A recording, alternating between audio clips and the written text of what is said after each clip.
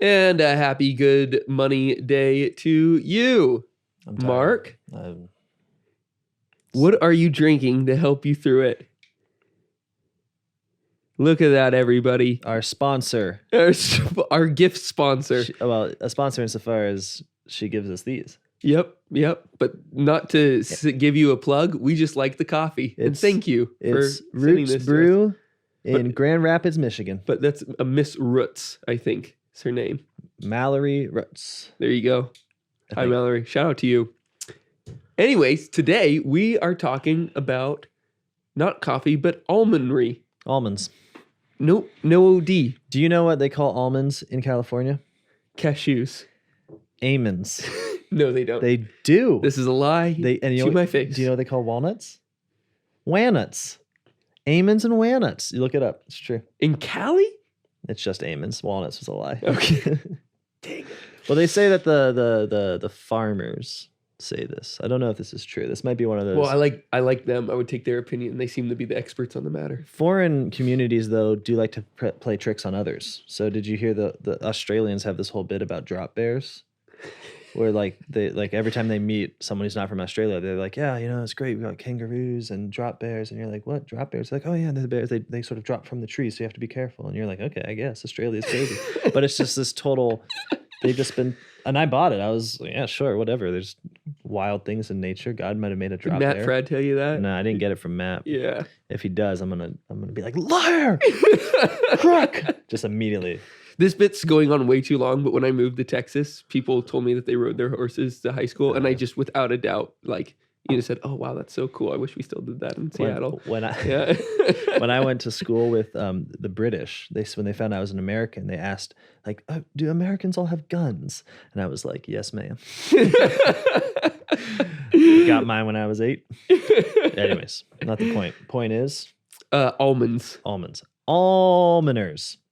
Okay. You can get you can already see where this whole etymological thing's going together.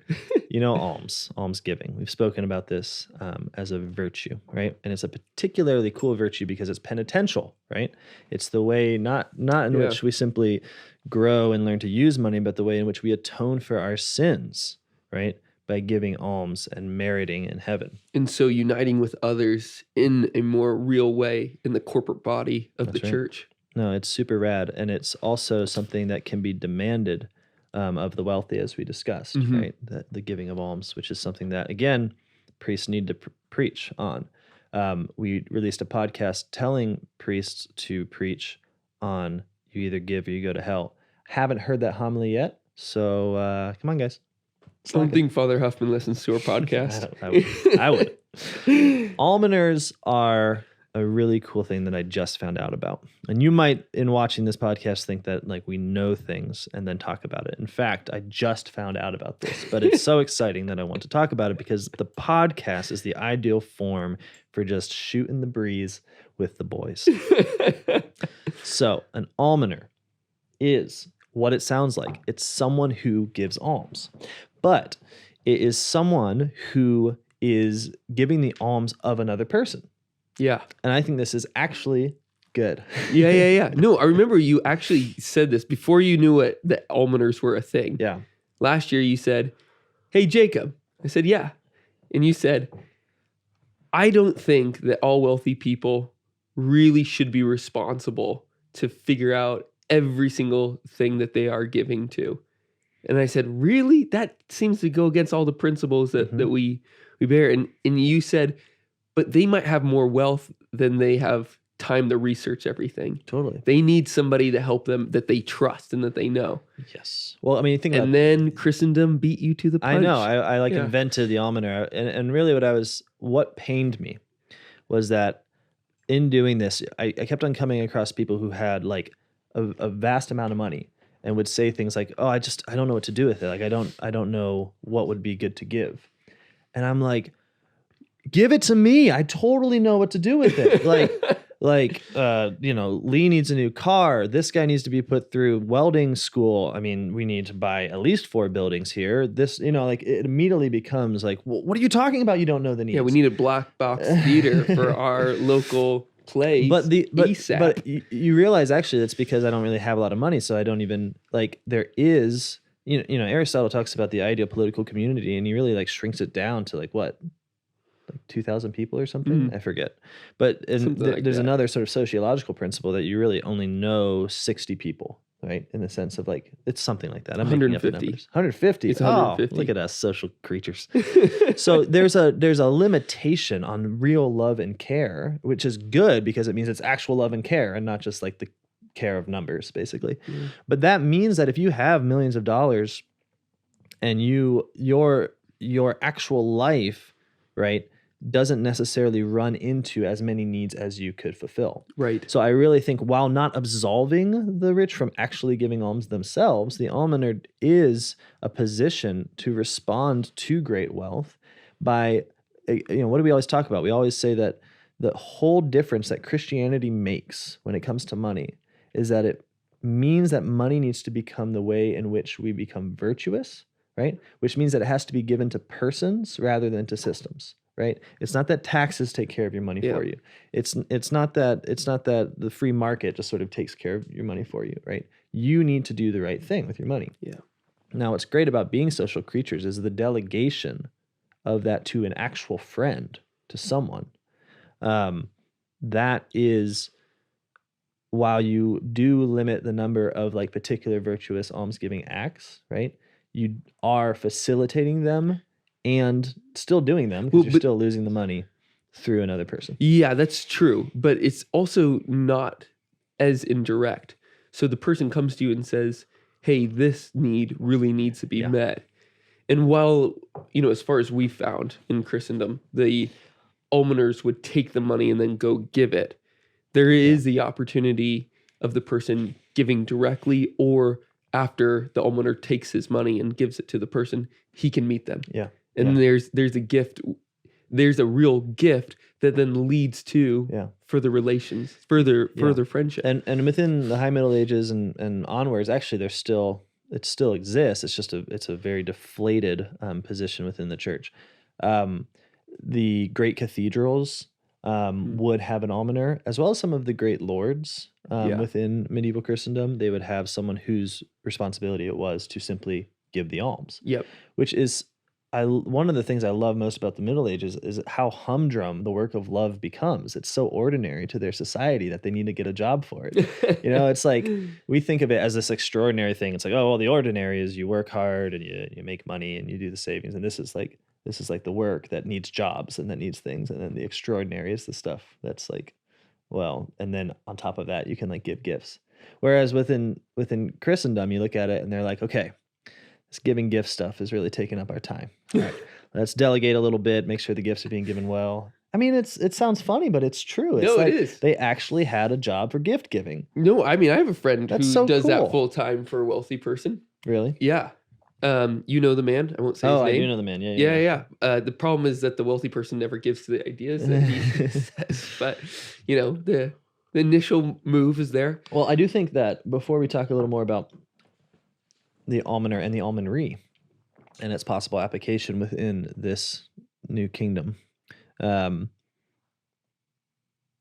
is a way in which the almoner persists within modern money use, but kind of loses its real weight. Oh, one other thing before we move on there. You talked about systems or persons instead of systems, and then how major cathedrals and such would have an almoner or a lord would. And so it does get it personal, it does get it friendship. But one thing that people might say was it doesn't seem just as intimate as, giving a gift really could be. Sure. And I would say yes, kind of. Because when you are giving in and through a parish, we'll kind of talk about that more, but like a cathedral, through your church, that starts to build up a culture of familiarity in the real sense of the term. Like you start to become a real family. Yeah. I think this is the thing that you and I love so much about Steubenville is that we don't have, people ask us, how do you build a good community? And that just sounds weird to our ears. This idea of a community of like friends. You get communities everywhere, but we have a culture of Catholicism here that I haven't found in other places.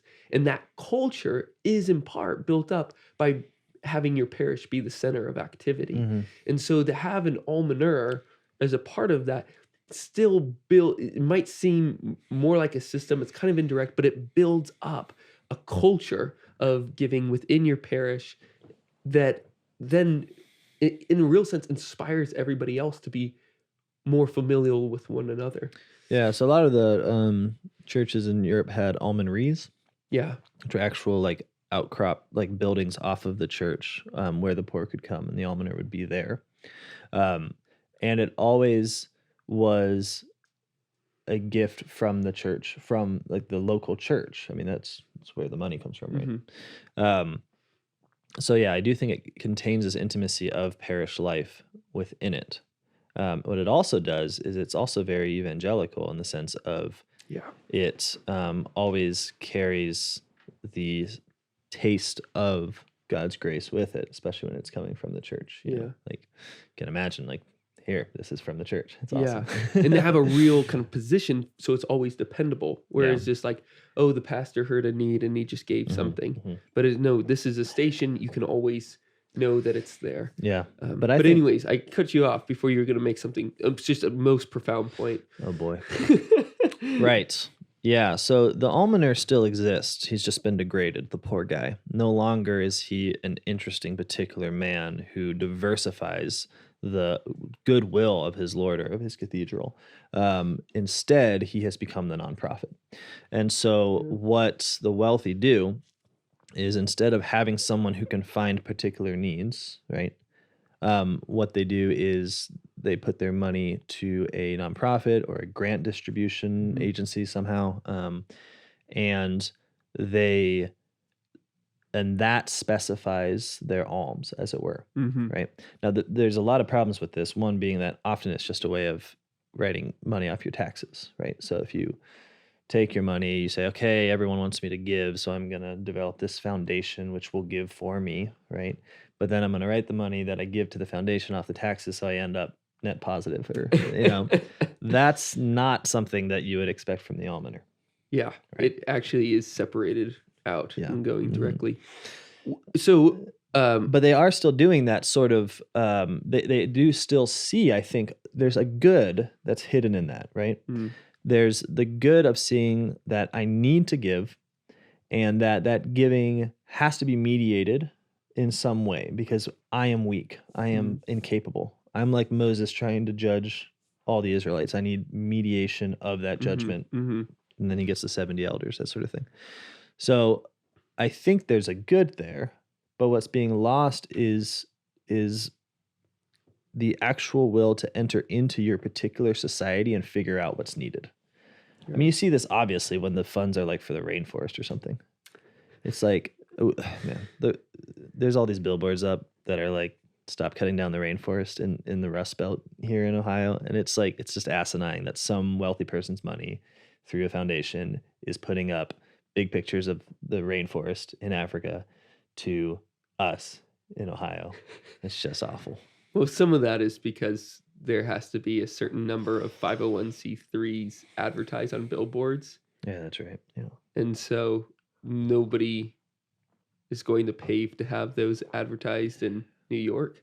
Right, sure. It's just too expensive. And so we are free advertising here. Well, I've got it. I've got the rainforest down. But the problem is that with the almoner is that you can actually enter into the society, right? And get to know the people. And then get to know their needs in a real particular way. So the papal almoner, who is one of the last sort of public almoners that we know of, and this you'll see this often. I mean, the papacy continues in many ways, and sometimes very like comic and tragic ways, the traditions of the High Middle Ages, right? And this is just one of those times. What our current papal almoner, whose name I forget, but who is there and is doing Pope Francis's, good almonry, almond picking. He, his main, like the main thing he does is he provides funerals for the homeless who die. So this is a work that is, I mean, first of all, it's totally commendable, but it's a work that requires knowledge. And it's a knowledge that can only come through an actual care of particular people. I mean, you have to walk around and figure out who the homeless people are, right? You have to actually hear about the death of a homeless man. Yeah. This is not something that you can do by starting a grant foundation, Mm-hmm. right? This is something that a person does. Mm. And that is what the position of the almoner, I think, that's the real opportunity it has, is by creating for those people who are called to make wealth in some way. It gives them an personal, friendship-based inroad into the life of their particular community that can then come to you with its needs. Yeah. Another side of it too is that you find within a lot of the, soup kitchen type nonprofits is that you're calling people out from where they are to where you are, whereas the almoner goes to where they are. Say it again? Sorry. The almoner tries to meet people in a real sense, like, and meet their needs. Yeah. So that their order of life isn't really changed. Mm-hmm. It's not like, oh, now I'm going to go to the soup kitchen every day instead of my pantry. Yeah. I'm going to ensure that person has the food in their pantry that they need for now or whatever. Name the example. Yeah. And so the almoner, unlike the modern 501, is off to stabilize freedom. And I think that's, rather than create, parasites is too harsh a word, but something along those lines. I do think, and I think you can respond to the particular Yeah. in a more real way. Yeah. Now, people might say, well, you can't have almoners anymore. I mean, first of all, it's just sweet that we had almoners. If that's all you take away from this, that's important. In a similar sense, it's sweet that lay people were once made exorcists. Yeah. Right? Like we don't, like the church used to have, I'm not lamenting a forgotten past. I'm just saying it was part of the life of the church to have a whole number of jobs, which had various degrees of ordination on them and such. But it understood itself as the society. Like it needs to delegate. It's got a work to do, and it's going to do that work. Right. One of the works is certainly almsgiving, right? So we need an almoner. Just like one of the works is certainly getting rid of the demons, so we need an exorcist. And now these things still exist, but we have to we feel shy about it just being humdrum daily activity. Like, yeah, there's an exorcist in every diocese. He rules. Okay, we like him. You can call him. You can talk about something over hamburgers because it's a job that needs to get done because it's all real. God's real, the devil's real, and his victory is real. And it really does happen through his church. Okay, that's why exorcists are cool. Almoners are cool because of the same thing. Because God's real, the devil's real, sin is real, and it needs to be expiated. And we're not going to just do it in our own weakness. We need help. So they actually help us. I mean, I love it. But what I wanted to say is people might be against it because it seems very manipulatable in the sense of, okay, you give Joe Fagrisi, you give Joe Fagrisi the almoner position. He's a nice guy, Joe. You give him the almoner position, and then you say, okay, hey Joe. I mean, we've been collecting money for the poor from the parish for a couple of years now. We've got $50,000, Joe. Go out and find the needs. And Joe's like, all right, the big need is the high school needs a new football stadium, and my brother he's got a work crew that could really build it. And you can see where I'm going here. The point is that you could easily see it becoming corrupt. Mm-hmm. And you know who else did? Christendom. Well, yeah. Jesus Christ. Well, yeah. You. But what I was gonna say was the other person that thought that was and was right in a certain respect was that guy who did that Reformation thing. He was a king. What was his name? Harold. King Henry VIII. Yes, King Henry VIII banned the almoner. Oh yeah, and he banned the almonry, and he sort of switched the idea to being welfare state. The welfare state. Yeah, he created systems instead of an almoner. Yeah, and it was precisely because of claims of corruption, which again, he wanted to change people's lifestyles and the order of their living. Yeah. Yeah. Now the almoner is, I think we need to look at King Henry's critique and say, yeah, Henry, okay, it is of course open to corruption, just like it's open to reform, but one of the things we always say within New Polity's discussion on the social order is that we need to stop pretending like there is a life that is free from the threat of vice. Mm. I mean, like, it is true that if people are very greedy and vicious and mean and self-interested, that bad things will result. It is not true that we can build systems in which people can still be greedy and vicious and mean-spirited and yet only good things will result. That is the lie of modernity, and we're coming near the end of it. We can feel it collapsing under our feet, right? No, it turns out we have to be good. So yes, it is true that for there to be an almoner, the almoner has to be good. Yep. And I'm not even saying he has to be a kind of paragon of holiness, although we would hope for it, but he's got to not steal the money. He's got to actually distribute it. You have to have virtue. You have to have accountability. All of this is true, right? But people that are like worried about this and are like, really the better thing to do would be to like go the regular route of like nonprofit action and insurance and such. It's like, you know what? We did that. The Catholic Church did that. We're a big nonprofit. Can I ask you if you're impressed with the financial giving and lack of scandal in the Catholic Church? Are you just like, yep, that was the thing. We got rid of all those personal sort of open to corruption things, and now we've got nothing but just straight and narrow. It's like, no, we're riddled with filth. We're so corrupt. We have, our own diocese is just, poor employee managed to give himself like millions of dollars in bonuses. And it's the kind of thing where you're like, it's not the case that you get rid of the problems because you make a system. Because the system is still made of people. The people are still either virtuous or vicious. The system, right, just makes it harder, usually, to see that virtue and vice. Yep. So that's my big rant on why there should still be an almoner despite the possibility of... So how do you start an almonry? So I got a story for this. Okay. My buddy Pierce, shout out to Pierce, has a cool wife named Claire. Shout out to Claire, who's even cooler than him. And usually how it goes. Yeah, it is, isn't it? And especially with Alex Wren. That is also true. Sorry. Now, they were listening to a podcast and they said, and we mentioned having a city or parish savings account. And they're like, hey, we got a better idea. We're going to find somebody that works at the parish to collect all the needs of our parishioners. And so it's going to be like a year-long giving Christmas tree, like at Christmas where you like, Joe in Sri Lanka need shoes and you pick it off and then you send shoes to Joe in Sri Lanka, except it's all year long and Joe's not in Sri Lanka, he's in your parish, and it's not that he needs shoes. Well, it might be that he needs shoes. Yeah, right. Yeah. And that works because Christmas trees are evergreen, so they can... Oh, that's mind-blowing. But I said, you didn't create a general savings account or a savings account for your parish. You created the almonry. Yep. And that's what they did. And it's, as far as I know, it's up and running and it's successful. There's collecting. Now, is your friend the almoner? No, I don't think he is. So he set up an almonry, and but presumably an almoner, like someone who at the end of the day at the parish that gives does the money to the. Or There's the also to the guy. Yes, yeah, and I can get back to you on details, but or Pierce, just comment below. Tell us how it's done. Hey, it's your boy Pierce. I love almonds.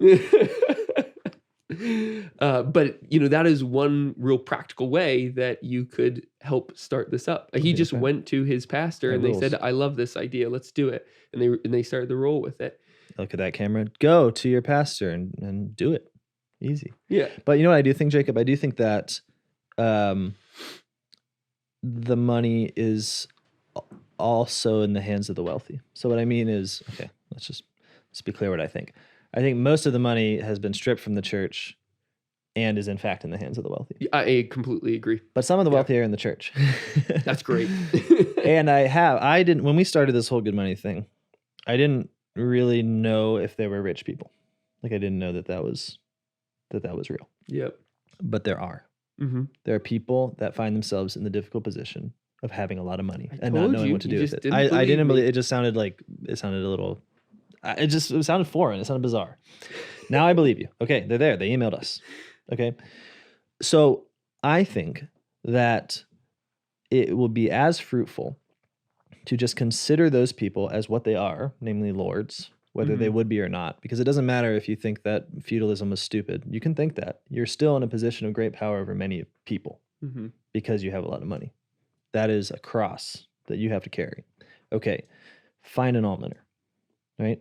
Maybe it is the priest of your community, right? But find someone who can present to you needs. And I don't mean like the needs that are sort of you kind of starting new companies or figuring out like a good use of your money to sort of help, but also be kind of investing in the community. We're talking alms here. We're talking like the sins of your soul need to be scraped off and thrown into the fire, and giving alms is a way to do it, right? So find someone that gets down to the level of the person within your society, within your community, within your town, within your neighborhood, and figures out those needs and presents them. Yep. Just do it. There's got to be someone, and you can even, like, if you're a little worried about it, you don't want to just send someone packing off with a bunch of money. You don't have to do it that way. You can do it where they go and they find the needs, present them to you, and then you go ahead and go to those individual payments. And pay an almoner to do it. I think that's kind of depending on where your wealth is, I think that giving somebody, $30,000 a year to go off and do that. So they're working part-time for you, but they're putting together, they're actually searching around, they're putting real proposals in front of you. Yeah. I mean, but you know what I think, Jacob? I think that would be just, but I also think that there'd be probably a lot of people who would just do that. Who would just do it. I think that's more likely. That who are already so on the ground in their life, that they are motivated by the needs of the community already, and it would be just a gift, right? Yeah. To say, hey, particularize my giving, because I can't keep particularizing it with like nonprofits and fundraiser galas that totally give me a big dinner and then I write a check. Like, and I think that the cool part about is you also get to, through the almoner, you get to know your community, and you get to actually start to be educated and habituated into the particular needs. So I'm talking like $20 gifts. I'm talking like replaced windshield wipers. I'm talking like, houses that have had like a masonry problem for 10 years. It's getting worse and worse, and the guy wants to fix it, but he could probably go another couple of years. I mean, this is knowledge that can be given to you, right? Which not only gives you the ability to act efficaciously in a way that builds up your community, of which you are a part. So it's actually working for your own good at the same time. But it also, it's like this, I don't know, it seems like it would be a beautiful dose of reality to get that list every month or something. I don't know. It just seems like it would be really, really profoundly moving, because it would also give you such an opportunity for prayer. Yeah, absolutely. Prayer for all these people. Yeah, I love it. And the jump from the rich to the average, that having a public list, like go to your priest, tell them to start this list, because that's a gift for everybody that, and when you're talking about the $20 things, or even $100, gift to a neighbor that you didn't know who needed it. It's just a gift for all of us, and it's alms opposes envy. Envy wants to take the life of another and defeat it. Almsgiving undoes that by uniting lives as one, and ultimately in heaven. And so this is the great familial, the great cultural, the great virtue of love. So in giving. Yeah, you know what I think though? What do you think though? You can't do it without a hat. You should have an almoner's hat. All right. Prizes go out to those who design the best almoner hat. Let us know. Send it to us. We'll post it. Maybe. If it's good. We would like to, if you do actually start an almonry or become an almoner, or you want, or you are someone who then gets an almoner, we would love to hear about how it goes. Yeah. Yeah. That's cool. great. All right. Yeah, I would. All right. Till next time. Peace.